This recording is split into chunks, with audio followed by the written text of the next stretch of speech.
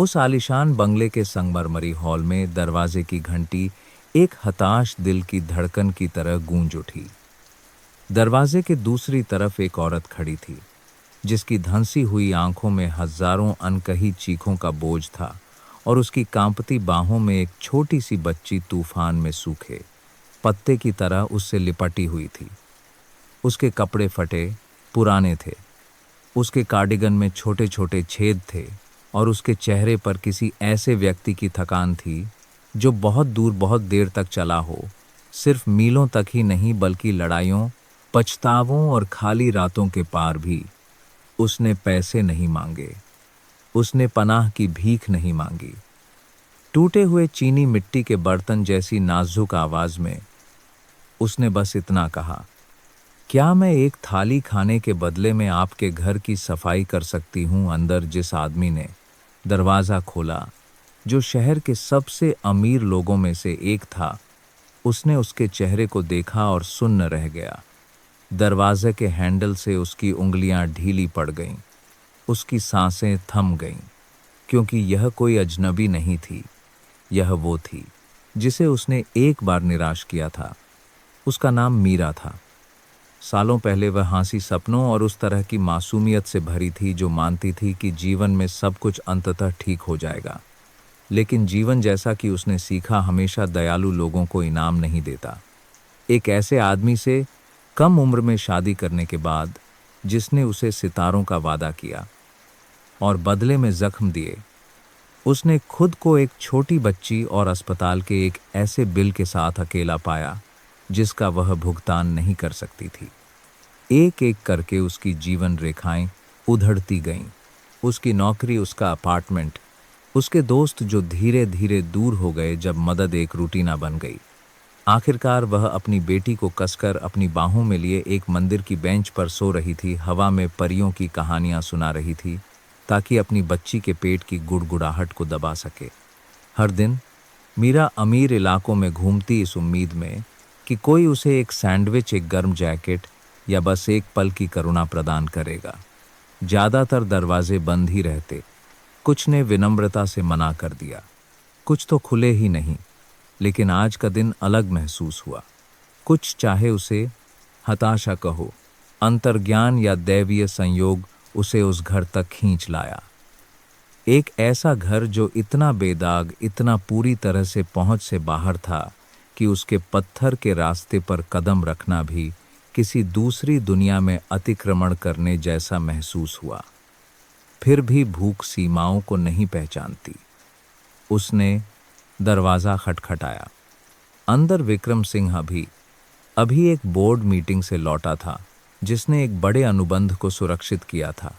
Media उसे एक दूरदर्शी कहता था, सहकर्मी उसे बेरहम कहते थे, लेकिन डिज़ाइनर सूट और कांच की इमारतों के पीछे वह एक ऐसा आदमी था जो शायद ही कभी पीछे मुड़कर देखता था, जब तक कि उस दस्तक ने गहराई में दबी किसी चीज़ को चकनाचूर नहीं कर दिया। जब उसने मीरा को वहां खड़ा देखा तो उसकी आंखें चौड़ी हो गईं। समय भीतर की ओर सिमट गया। उसके विचार बिखर गए, क्योंकि सालों पहले पैसों और विलय से पहले, संगमरमरी फर्श और मीडिया की प्रशंसा से पहले वह उसे जानता था। वह वही लड़की थी जो एक बार कॉलेज कैंटीन में उसके पीछे लाइन में खड़ी थी, चुपचाप अपने वड़ा पाव के लिए पैसे दे रही थी और एक एक सिक्का गिन रही थी। वह वही लड़की थी जो लाइब्रेरी में बरसात की दोपहरों में उसे देखकर मुस्कुराई थी, जब वे दोनों टूट चुके थे लेकिन उद्देश्य से भरे हुए थे। वे कभी करीब नहीं थे, लेकिन उसने हमेशा एक छाप छोड़ी थी। उसकी कोमलता, उसकी गरिमा, उसका मौन को भी गर्म महसूस कराने का तरीका। और एक रात उसने उसे एक ढाबे के बाहर अपने बॉयफ्रेंड से डांट खाते हुए देखा था। वह बीच बचाव कर सकता था, उसे करना चाहिए था, लेकिन वह मुंह मोड़कर चला गया था।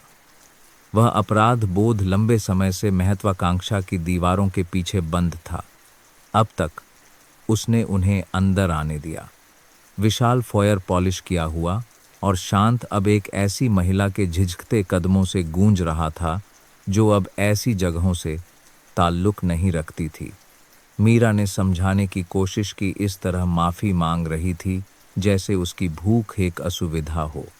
लेकिन विक्रम कहीं और था, अतीत और वर्तमान, शर्म और कर्तव्य के बीच फंसा हुआ। वह खाना लाया, उसे धीरे से पहले बच्ची के सामने रखा और फिर देखा कि कैसे मीरा झिलमिलाती आंखों से खाने से पहले झिझकी। गर्व और दर्द अजीब साथी हैं। जैसे जैसे घंटे बीतते गए, विक्रम को उसकी कहानी के टुकड़े पता चले। अपमानजनक शादी, वह आश्रय जिसे उसने धन की कमी के कारण खो दिया था, बस अड्डों और तंग गलियों में बिताई रातें। लेकिन उसने एक बार भी दुनिया को दोष नहीं दिया। उसने बस इतना कहा, बस जो होना था हो गया। उसकी सहनशीलता किसी भी दया से ज्यादा बुलंद थी। अगली सुबह विक्रम ने कुछ ऐसा किया जो उसके स्वभाव के विपरीत था। उसने अपनी बैठकें रद्द कर दीं। उसने एक गेस्ट रूम ढूंढा और चुपचाप वहां नए कपड़े, एक टूथब्रश और एक मुड़ा हुआ नोट रख दिया जिस पर लिखा था, जब तक जरूरत हो यहीं रहो। मीरा इसे पढ़ते हुए चुपचाप रोई। अपनी बेटी को और कसकर पकड़ लिया। यह सिर्फ एक बिस्तर या भोजन नहीं था, यह स्वीकृति थी, यह गरिमा थी। लेकिन दुनिया रातों रात नहीं बदलती। विश्वास को फिर से बनाना पड़ा। मीरा मदद स्वीकार करने के अपराध बोध से जूझ रही थी। उसे डर था कि यह सशर्त है। विक्रम एक और तरह के अपराध बोध से जूझ रहा था कि वह इतनी ऊंचाई पर पहुंच गया था, जबकि मीरा जैसे लोग किसी का ध्यान आकर्षित किए बिना गिर गए थे। धीरे धीरे उन्होंने और बातें की। मीरा ने घर के कामों में मदद करना शुरू कर दिया, दायित्व से नहीं बल्कि उद्देश्य से। उसने सफाई की चीजें व्यवस्थित की, छोटे मोटे भोजन बनाए। उसकी बेटी फिर से मुस्कुराने लगी, बगीचे में हंसने लगी, हॉलवे में पियानो बजाने लगी। सालों बाद पहली बार उसकी आवाज में खुशी लौट आई। एक दोपहर विक्रम एक चैरिटी कार्यक्रम से लौटा और मीरा को खिड़की के पास बैठे एक छोटे से बगीचे का डिजाइन बनाते हुए पाया। उसकी दुनिया उजड़ने से पहले उसने आर्किटेक्चर की पढ़ाई की थी। उसने उसे फिर से चित्र बनाने के लिए प्रोत्साहित किया। उसने पहले तो विरोध किया, लेकिन जल्द ही उसके डिजाइन उसके कार्यालय की दीवारों को सुशोभित करने लगे। उसके ग्राहकों ने इस पर ध्यान दिया।